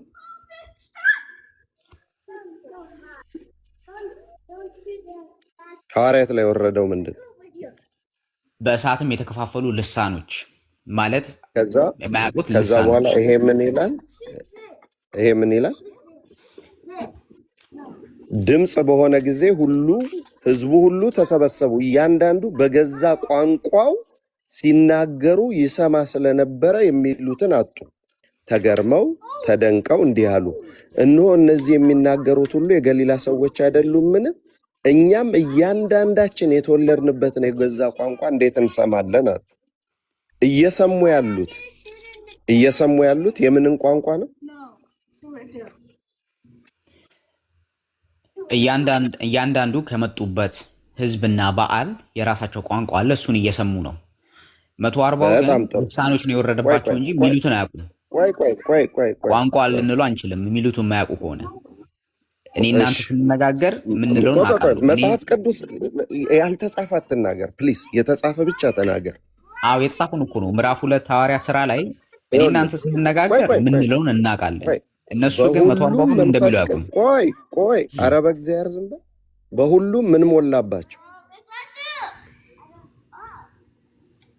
በሁሉ መንፈስ ቅዱስ ሞላባቸው፣ የተከፋፈሉ ልሳኖች ታዩአቸው ይላል። ቆይ መንፈስ ቅዱስ ምን አለባቸው? መንፈስ ቅዱስ ምን አለባቸው? መንፈስም ይናገሩ ዘንድ። ኦኬ ከዛ ምን አለ ቀጥሎ? ቁጥር 4 ላይ መንፈስም ይናገሩ ዘንድ እንደሰጣቸው በምን ተናገሩ አለ? በሌላ ልሳኖች ይናገሩ ጀመራል። ልሳኑን የሰጣቸው ማን ነው? አዎ እሱ ነው ትክክል። እሱ ላይ ምን መሰመር ያለበት? መንፈስ ይናገሩ ዘንድ ልሳኑን የሰጣቸው ማን ነው? መንፈስ ቅዱስ ነው ልሳኑን የሰጣቸው። ከዛ በኋላ ልሳኑ መሰጠቱን ታምናለህ አይደለም? አዎ እሱማ ትክክል ነው። ልሳኑን የሰጠው መንፈስ ቅዱስ ነው። እሺ ከዛ በኋላ በሁሉ መንፈስ ቅዱስ ሞላባቸው፣ መንፈስም ይናገሩ ዘንድ እንደሰጣቸው በሌላ ልሳኖች ይናገሩ ጀመር። መንፈሱ እንደሰጣቸው ሰዎቹ በምን ቋንቋ መናገር ጀመሩ? አዎ አእምሯቸው ሳይሆን የሰጣቸው መንፈስ ቅዱስ ነው የሰጣቸው። አእምሯቸው ካልሰጣቸው ቋንቋ አይሆንም ለነሱ። መንፈስ ቅዱስ ነው በልሳን አእምሯቸው ከሰጣቸው ቋንቋ ይሆናል። እሱ ላይ ምን ማለት ነው? እሱ ደግሞ እኔ አሁን አንተ ስትናገር አእምሮ የሰጠን እየነገርከኝ ነው። እኔ ስናገር አእምሮ የሰጠኝን አእምሮ የሰጠኝን አይደለም የተጻፈ ነው እያነበብኩልህ ያለው። አዎ የተጻፈው ግን አእምሯቸው ሳይሆን የሰጣቸው መንፈስ አእምሮ ቋንቋ ይሰጣል። አእምሮማ ቋንቋ ይሰጣል። አእምሮ ቋንቋ ይሰጣል። እርግጠኛ ነው? ከውስጥ ነው። እርግጠኛ ነው? ባዮሎጂ ማንበብ እንችላለን። አእምሮ ነው ቋንቋውን ቃል የምትናገረው አእምሮ ነው የሚሰጥህ። ኧረ ተው። እሱ ላይ እንግዲህ መወሻሸት አንችልም እንደምታውቁት። እሱን አሁን ለምሳሌ አእምሮ ያላቸው ቃል የማያወጡ ሰዎች አሉ። እሱን አሁን ወደ ሳይንሱ አንሄድም፣ ወደ ተጻፈው እንሂድና እነዚህ ሰዎች ልሳኖች የተሰጣቸው ልሳኖች ቋንቋ ሆነው ተናገሩት አልተናገሩት? አዎ ለሚሰማው ሰውማ ቋንቋ ይሆናል ወይ? የሰው ቋንቋ ይሆናል፣ የመላእክትም ቋንቋ ይሆናል። መላእክት የሚሰሙት ቋንቋም ይሆናል። የተሰበሰቡት በሙሉ የገዛ ቋንቋቸውን ሰምተዋል አልሰሙ? የተሰበሰቡት የገዛ ቋንቋቸውን ሰምተዋል። መስክረዋል አልመሰከሩ? አዎ ሰምተናል። እንደውም እነዚህ ሰዎች እንዴት የኛን ቋንቋ አወቁ ብለውም መስክረዋል። ገሊላ ሰዎች ናቸው፣ ሊያውቁ አይችሉም የኛን ቋንቋ የሚል። በጣም ጥሩ። ስለዚህ መንፈስ ቅዱስ ልሳን ይሰጣል አይሰጥም? ሙሉ ወንጌል እንደምትለው መንፈስ ቅዱስ ልሳን ይሰጣል፣ ልሳን ያድርብናል። እኛ ግን እንደምንል አናውቅም፣ ግን እንናገራለን በልሳኖች። ኦኬ መንፈስ ቅዱስ ልሳን ከሰጠ ሙሉ ወንጌል የምትናገረው ልሳን መንፈስ ቅዱስ የሰጠው ነው? በመጨረሻ ዘመን መንፈሴን ሁሉ ስጋ ላይ አፈሳለሁ ብሎ ጌታ የገባው ቃል ኪዳን ስላለ በዛ መሰረት እኛን እሱ ነው መንፈሱን ማፍሰስ ማለት መንፈስ ነው። ሙሉ ወንጌል የምትናገረው መንፈስ ቅዱስ የሰጠው ልሳን ነው? ከዛ መሀል የማያጭበረብሩ የሉም ማለት ሳይሆን በብዛት ሚሊዮኖች እኔ ስለመጭበርበር አይደለም የጠየቁ። ሙሉ ወንጌል የምትናገረው መንፈስ ቅዱስ የሰጠው ልሳን ነው? የሙሉ ወንጌልን ብቻ ንገረኝ። ስለ አጭበርባሪዎች ተው። በብዛት ማጆሪቲው እንደዛ የሚናገር አለ። ከዛ ደግሞ ማይኖሪቲ ደግሞ የሚያጭበረብር የሆነ ዝም ብሎ አሁን አንተ መንፈስ ቅዱስ ለሙሉ ወንጌል ልሳን ከሰጠ አንድ ልሳን የተተረጎመ አሳየን ከሙሉ ወንጌል አንድ። እንግዲህ እስከማውቀው ያህል ድረስ 150,000 እስከ 600,000 የሚያህል አጥቢያ ቤተክርስቲያናት አሉና ከዛ ውስጥ ቪዲዮ እንዳወጣልህ ከፈለክ እሱ እንግዲህ የደብርን አንተ ቦታ ላይ ሁሌ ይነገራል አይደል? ላይ ይነገራል። ልሳኑ የሚነገረው በጉባኤ ነው አይደለም? በጉባኤ መሀል ነው የሚነገረው። በግላቸው በጉባኤ መካከል በጉባኤ መካከል ከተነገረ ልሳኑ ምን ይሁን ይላል መጽሐፍ ቅዱስ? እግዚአብሔር የእውቀት አምላክ ስላልሆነ የሚተረጉም ይኖር ከሆነ ማላችሁ ነገር ይላል። እሱ ግን የሚተረጉም ከሌለ በጉባኤ መካከል ምን በሉ ይላል? ጸጥ ይበሉ። ግን ሌላ ቦታ ላይም ሐዋርያ ጳውሎስ አንድ ልሳን እናሰማህ ከፈለክ ማውጣት እንችላለን። እዚህ ብዙ ሰው አለ፣ ይከፍቱልሃል። አሁንም አንተ ከቻልክ ሌላም ሰው ከቻለ አምጣና አንድ ልሳን ከተረጎምክልን መንፈስ ቅዱስ የሰጠው ነው። ምክንያቱም እዛ ውስጥ ያሉት በሙሉ ብዙ ሰው አለ፣ ሁሉም ቋንቋ አላቸው። አንድ የተተረጎመ ልሳን አሳይ። ወይም እሺ ላቅልልልህና እንደዛ አይነት ልሳን መጽሐፍ ቅዱስ ላይ የተናገረ ሰው አሳየን። እንግዲህ ከሐዋርያት በኋላ መንፈሴን በሴትና በወንድ ልጆች ላይ አፈሳለሁ ተብሏል። በጣም ብዙ ሰዎች ሲጠመቁ ምን ሲሉ መንፈስ ቅዱስ የተሞሉ አሉ። አንድ አሳየን እንደዛ አይነት ልሳን የተናገሩ። እሺ ላሳይ። እንግዲህ 13 ላይ ምዕራፍ 13 ላይ ስለዚህ በልሳን የሚናገር ሰው የሚናገረውን መተርጎም እንዲችል ይጸልይ ብሎ ሲጽፍ በልሳን የሚናገር ሰው ቆይ እያሳየው የሚናገረው ሰው እንዲተረጉም ምን ይበል ነው ያለው? ይጸልይ አለ። እኔ ጠየቅኩ ግን አንድ የተተረጎመ ወይም የተናገረ ሰውና የተተረጎመ አሳየን። ሐዋርያ ጳውሎስ ግን እንደዚህ ብሎ ሲጽፍ በልሳን የሚናገር አለ ግን ማይተረጉም አለ። ይጸልይ ትእዛዝ ነው አይደለም? እንዲተረጉም የሚናገር ሰው በልሳን የሚናገር ትእዛዝ ነው አይደለም?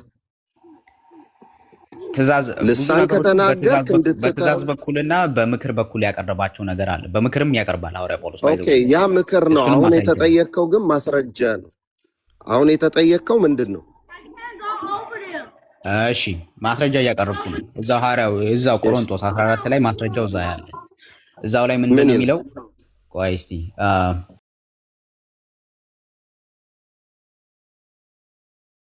ኦኬ እንግዲህ ይሄ እንግዲህ ሐዋርያ ጳውሎስ በልሳን እዛ ያሉት እንደሚናገሩ እየተናገረን ነው። ግን ሲናገሩ ማንም እንደማይተረጉም እየተናገረን ነው።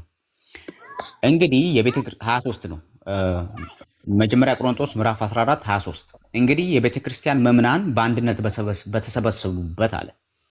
እናንተ ማለት እዛ የቆሮንቶስ ቤተክርስቲያን የቆሮንቶስ ጉባኤ መምናን በአንድነት በተሰበሰቡበት እሁድ ዕለት በተሰበሰቡበት ጊዜ ማለት ሁሉም በልሳን በመናገር ላይ ሳሉ ማለት ይናገራሉ ማለት ነው። ሁሉም በልሳን መናገር ላይ ሳሉ ካለ ትናገራላችሁ። ይሄንን ኦብዘርቭ አድርጌያለሁ፣ ይሄን አውቃለሁ እያለ ነው። ሁሉም በልሳን መናገር ላይ ሳሉ ሲል ኦልሬዲ የተከሰተ ሺህ ጊዜ ከዛ በፊት አንድ ላይ ሆነው ሲሰበሰቡ የተከሰተን ነገር እየተናገረና ከዛ ውስጥ መስተካከል ያለበትን ነገር አስምሮ እያወጣ ነው። ሁሉም በልሳን በመናገር ላይ ሳሉ ማለት የቆሮንቶስ እንዳለ ቤተክርስቲያን ውስጥ ያሉት ሁሉ ክርስቲያኖች በልሳን ይናገራሉ ማለት ነው። በልሳን በመናገር ሳሉ እንግዶች ወይም የማያምኑ ሰዎች ወደ ጉባኤው ቢገቡ አለ። እንግዶች ወይም የማያምኑ ሰዎች ወደ ጉባኤው ቢገቡ አብደዋል አይሉምን ብሎ መንቀፍ ጀመረ። አሁን ሁላችሁም በልሳን ሁላችሁም ተሰብስባችሁ በዕለተ እሑድ በልሳን ሁሉም ጴንጤቆስታል እና በሙሉ ወንጌል ቤተክርስቲያን የምናየው ማለት እንዲህ አይነት ሁላችሁም በልሳን ስትናገሩ የማያምን ሰው ውጭ ያለ ሰው እስላም ወይ ሌላ ሰው የሌላ ቤተ እምነት ሰው ኦር በቃ በእግዚአብሔር ውስጥ ሃይማኖት የለው ሰው በማላችሁ ቢገባ አብደዋል እንዴ አይሉም ምን ብሎ ሐዋርያ ጳውሎስ እየነቀሰ ነው። ስለዚህ ሁሉም ይናገራሉ በልሳን የጠየቁ ምንድነው ይሄው ማፈጃው የመጀመሪያ ቆሮንቶስ ሰዎች በልሳን ያወራሉ። የጠየቁን አስተውላል። የጠየቁ ምንድነው ልሳን ወርዶባቸው መንፈስ ቅዱስ ሰጥቷቸው ልሳን ተናግረው የተተረጎመ አሳየኝ ነው ያልኩ። መምህር አሁን አንዴ ላፍርስልህና አንተ የተናገርከውን መምህር ያውኑን አፍርሰው ያው ላፈርሰው ነው። ምክንያቱም የሙሉ ወንጌል የቆሮንቶስ ቤተክርስቲያን ሰዎች እየተናገሩ ነበር ብሏል አይልም ግን መጽሐፉ ያ ቆይ አይ በራሱ ቆይ ሁሉም በልሳን በመናገር ላይ ሳሉ ሲል ሁሉም በመናገር ላይ ሳሉ ሲል ምን ማለት ነው? መሳይ ሙሉ ወንጌል በኢየሱስ ክርስቶስ ታምናለች?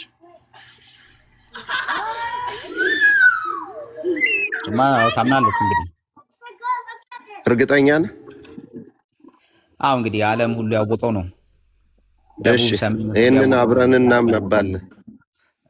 አንደኛ ቆሮንቶስ ምዕራፍ 14 ቁጥር 22 እንግዲህ በልሳን መናገር ለማያምኑ ምልክት ነው እንጂ ለሚያምኑ አይደለም።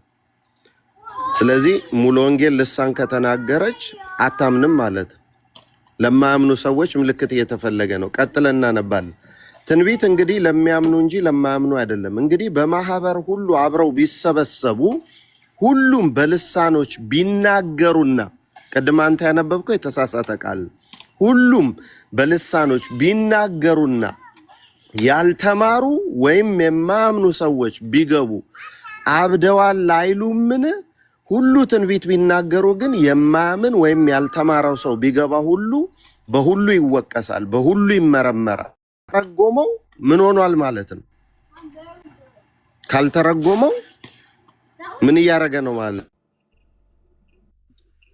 አዎ እንግዲህ ምዕራፍ 14 እንግዲህ እንዳለው ያለው ቃል መምህር የያዘው በደንብ ተናግረዋል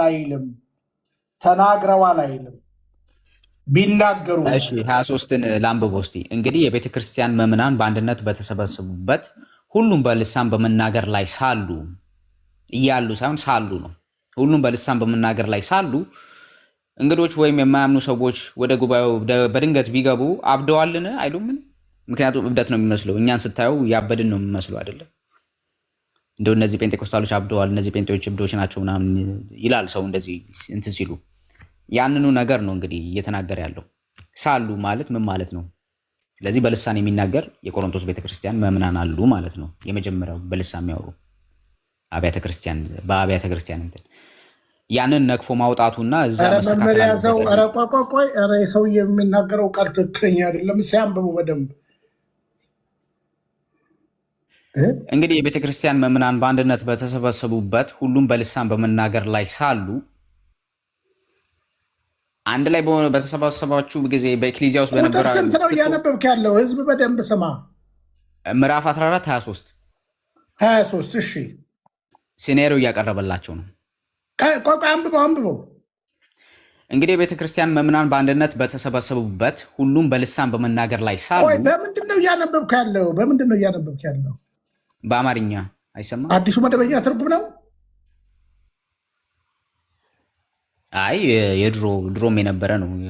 10 ዓመት እንግዲህ ማህበር ሁሉ አይደለም የሚለው ማህበር ሁሉ አብረው ቢሰበሰቡ አይደለም የሚለው 23 ለጥፉት እሱ። አዎ መጀመሪያ እንደዛ ነው የሚለው።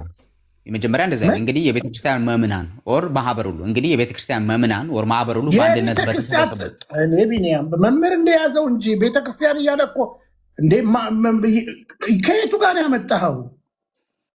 እኔ ጋር ያለው እንግዲህ የቤተ ክርስቲያን መምናን በአንድነት በተሰበሰቡበት ነው የሚለው። አንተ ጋር ያለው ደግሞ ማህበሩ በተሰበሰበበት ነው የሚለው። እሳቤው ግን አንድ ነው። መምህር አንድ ይሄ ሰውዬ በደንብ መያዝ አልተናገሩም። በነገራችን ላይ ተናግረዋል አይደለም ሐዋርያው ቅዱስ ጳውሎስ እያሉ አንደኛ ቆሮንቶስ ምዕራፍ 14 ቁጥር 23 ለጥፉልኝ። አዲሱ መደበኛ ትርጉምንም ይዘው ያወጣዋለሁ።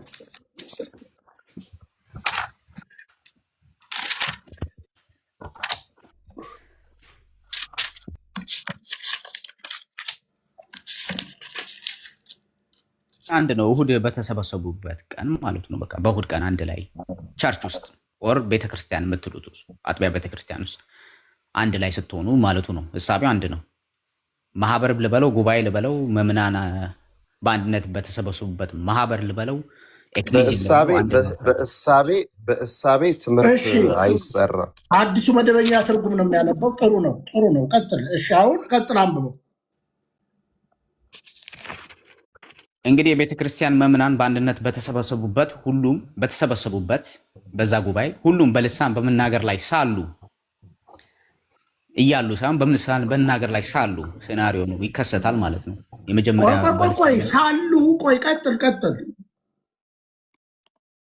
ሁሉም በልሳን በመናገር ላይ ሳሉ እንግዶች ወይም የማያምኑ ሰዎች ወደ ጉባኤው ቢገቡ አብደዋልን አይሉምን? ታዲያ አሁን ይሄ ቃል ተናገሩ ነው እንደሚለው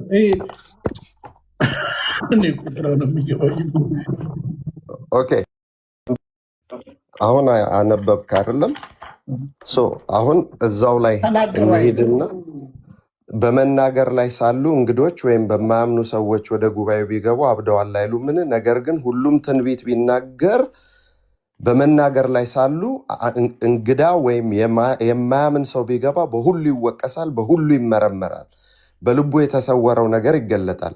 እንዲሁም እግዚአብሔር በእርግጥ በመካከላችሁ ነው በማለት በግንባሩ ተደፍቶ በስርዓት ይሰግዳል ይላል። አሁን በልሳን ብትናገር እብድ ነው የምትባለው። አሁን እኛ የፈለግነው ካንተ መንፈስ ቅዱስ የሚሰጠው ልሳን በሙሉ ወንጌል አለ ካልክ፣ አንደኛ ልሳን ቋንቋ አይደለም ብለሃል፣ በማስረጃ እናሳያለን ልሳን ቋንቋ እንደሆነ። ከዛ በኋላ አንተ ግን የምትነግረን ምንድነው? አንተ የምታሳየን ምንድነው? ይሄ የመጽሐፍ ቅዱስ መዝገበ ቃላት ነው፣ ዲክሽነሪ ስለሚያስፈልግ ልሳን የሚከተሉትን ሀሳቦች ይገልጣል።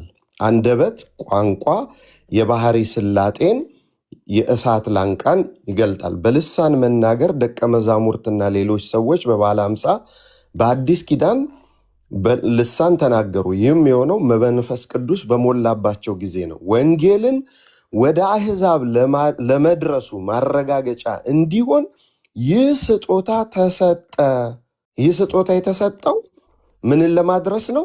ወንጌልን ወደ አሕዛብ ለማድረስ ነው። ምክንያቱም በሚሰሙት ሐዋርያት በበዓለ ሃምሳ ቀን ሰሚዎች በሚያስተውሉት ልሳን ቋንቋ ተናገሩ። በቆሮንቶስ ግን ሰሚዎች እንዲያስተውሉ ከመንፈስ ቅዱስ የሚገኝ የመተርጎም ስጦታ ያለው ሰው አስፈላጊ ሆነ። ምን አስፈላጊ ሆነ? የመተርጎም ስጦታ ያለው ሰው አስፈላጊ ሆነ። ስለዚህ አሁን አንተ ቤተ ክርስቲያን አንድ የተተረጎመ ልሳን ወይም የሚተረጎም ልሳን አሳየን።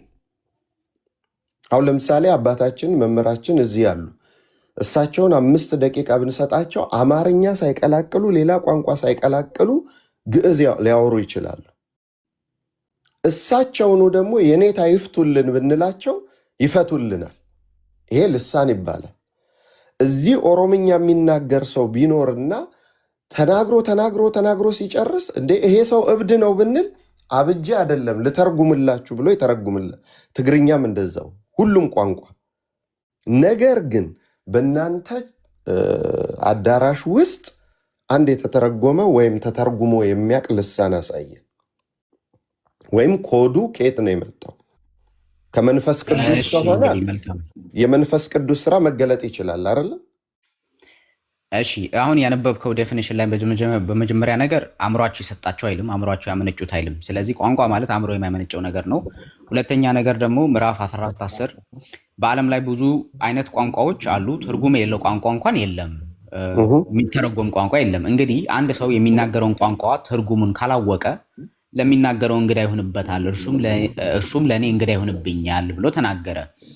እናንተም እንደዚሁ ናችሁ ሲል መንፈሳዊ ስጦታ አላችሁ፣ በልሳን ታወራላችሁ። የመጀመሪያ ቆሮንቶስ ጉባኤን እየተናገረ ነው። እናንተም እንደዚህ ናችሁ፣ ትርጉሙን አታውቁትም፣ የሚሰማውን ሰው ትርጉሙን አያውቅም።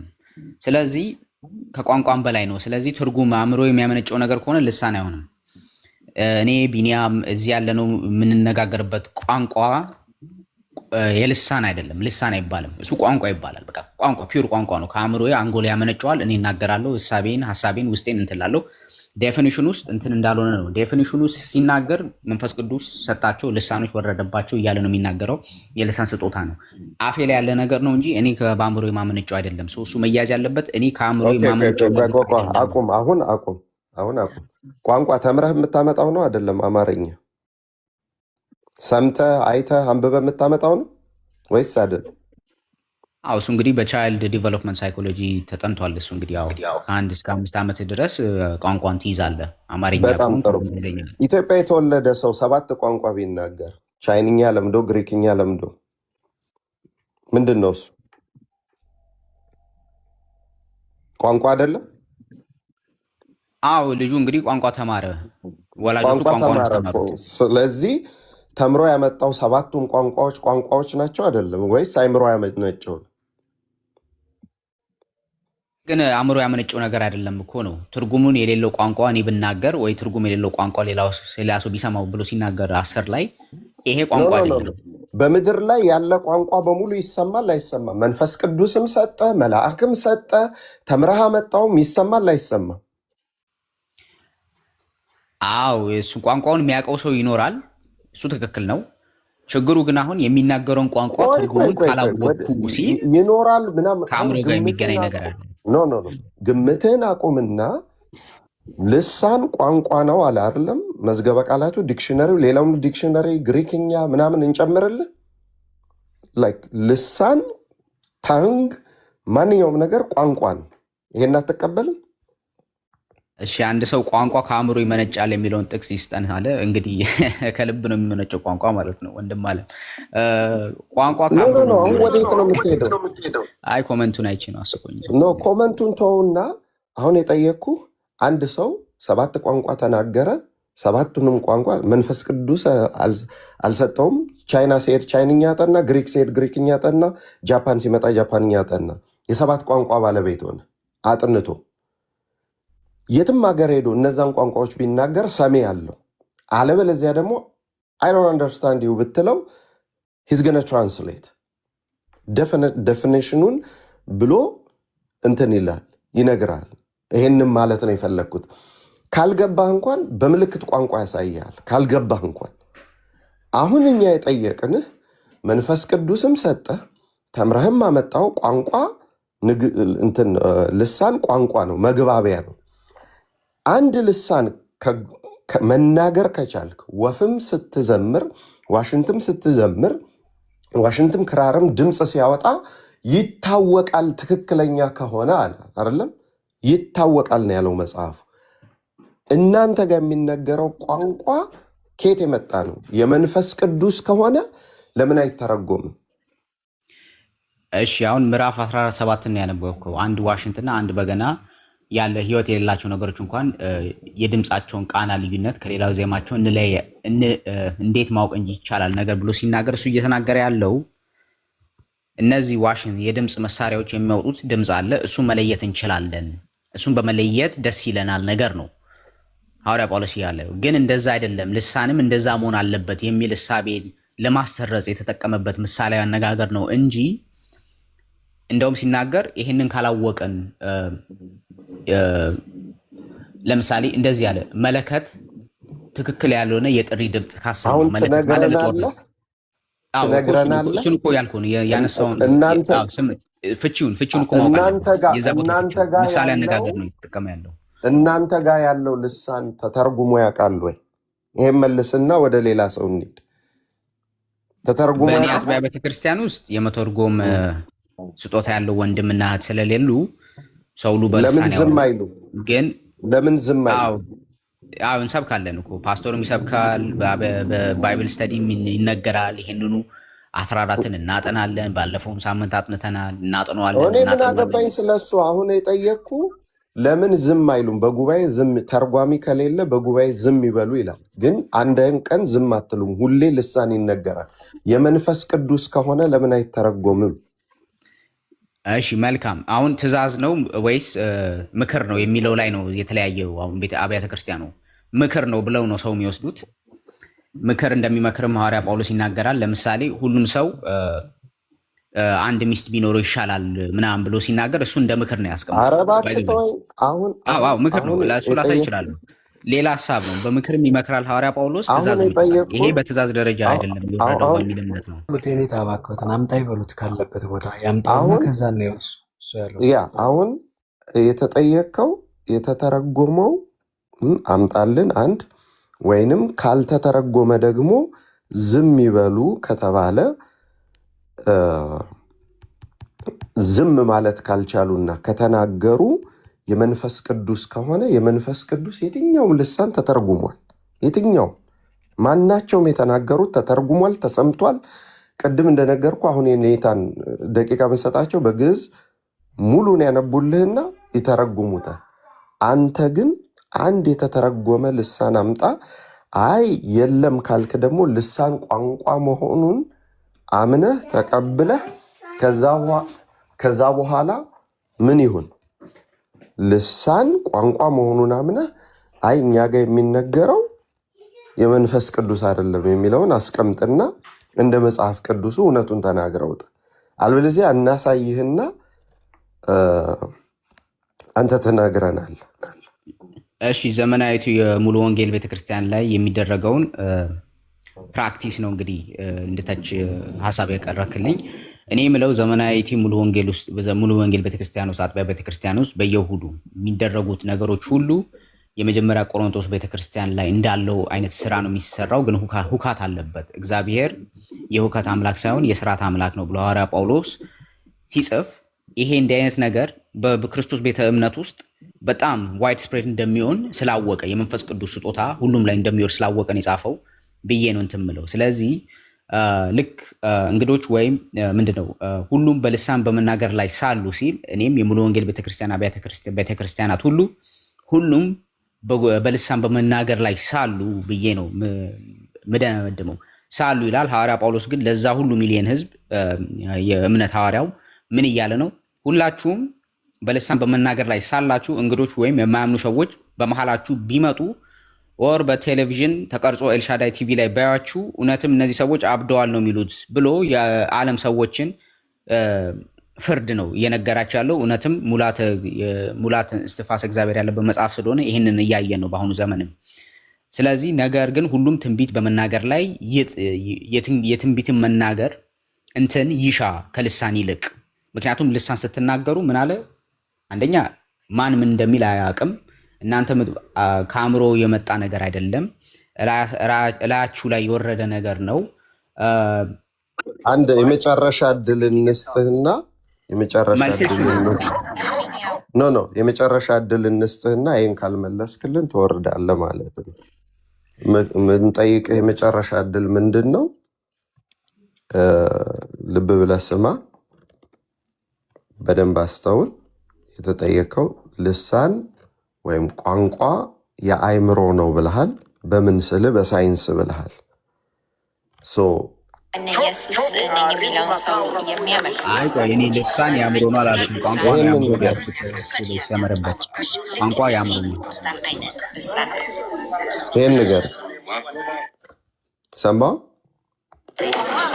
የኬንያውን ኢየሱስ ነኝ የሚለውን ሰው የሚያመልኩ ሰዎች ፔንቴኮስታል አይነት ልሳን ነው።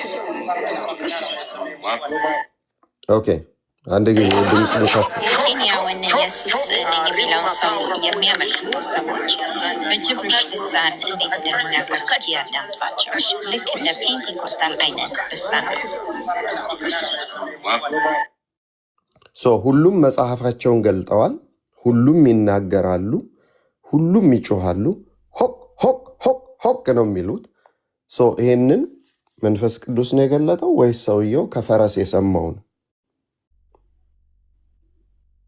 ያው የሆነ ሁካታ ነገር ይመስላል፣ እብድ ይመስላል። አንደኛ ኤክሰፕሽናል ኬዝ ያሳየኝ። ሁለተኛ ነገር ደግሞ በልሳን የሚናገሩ ሁሉ የማያምኑ ሰዎች ሁሉ ሳይሆን እንደዚህ ነው የሚሰማቸው። የኔ ሙሉ ወንጌልን የእምነት ሰዓት እንግዲህ ከዛ ነው ይመስላችሁ ነው። በቃ እሱ እንግዲህ እስትንፋሰ እግዚአብሔር መንፈስ ቅዱስ። እሺ ማን ይታነጽበታል በሱ? እሱማ ትክክል እኮ ነው። የሐዋርያ ጳውሎስም እኮ ትችት እዛ ላይ ቢኒ በቃ ካለህ ሌላ። እሺ ቃልዮት ያሰማልን መምህር እስኪያስ። እሺ አንዴ ለሁለት አድርጉልን። እንግዲህ እንትናን መሳይን ማንነቱን ሳንጠይቅ ብዙ እድል ሰጠ ነው፣ ግን ጭብጥ ያለው ነገር አይደለም እያወራም ያለው። እንደ የፍልስፍና መጽሐፍ ሞዴሬተሮች ካላችሁ ለሁለት አድርጉልን። መሳይ ልሳን የሚለው ቃል የምን ቃል ነው? እስኪ እባክህን በቃ ልሳን የሚለው ቃል የምን ቃል ነው? የቃሉ ትርጉም ንገረን። የምን ቃል ነው መሳይ? ቃል የምን ቃል ነው የሚለው እንግዲህ በአማርኛ ልሳን ነው፣ ታንግዝ ነው በእንግሊዝኛ። ቆይ ልሳን የሚለው ቃል የምን ቃል ነው? ሲጀምር እንግዲህ መጽሐፍ ቅዱስ የተጻፈው በኮይን ግሪክ መሰለኝ ካልተሳሳትኩ። ጥያቄ እየጠየቅኩ ያለሁት የግሪክ ቃል ነው፣ አማርኛ ነው፣ ኦሮምኛ ነው? ልሳን የሚለው ቃል የምን ቃል ነው? አማርኛ ቃል ነው። አማርኛ ቃል ነው። ልሳን የሚለው ቃል የአማርኛ ቃል ነው። እሺ ስንት ታገኛለህ ማለት ነው? 0 ታገኛለህ ማለት ነው። ኤክስ ነህ። የአማርኛ የግዕዝ ሊሆን ይችላል መሰረተ ቃሉ የግዕዝ ሊሆን ይችላል አትበለኛ። ሊሆን ይችላል። የአማርኛማ ቃሉ ቋንቋ ማለት ነው በነገራችን ላይ። ስለዚህ አቻ ቃሉ ምንድነው? ልሳን ማለት የግዕዝ ቃል ነው፣ ቋንቋ ማለት ነው። እሺ አሁን ይኸውልህ እንዲህ ነው በነገራችን ላይ። አሁን ልሳኑ እያዞራችሁ ያለው እንደዚህ ነው በነገራችን ላይ። አሁን ልክ ወንድሜ አንተ እንደምንደፈለግ አሁን ራስህ እኮ ትናገረዋለህ። ዋሽ እንደምጠይቅ ስለምታቅ ነው። እሺ በአጭር አማርኛ ወንድም አለ በደንብ በትህትና መልስልኝ። በሐዋርያት ሥራ ምዕራፍ 2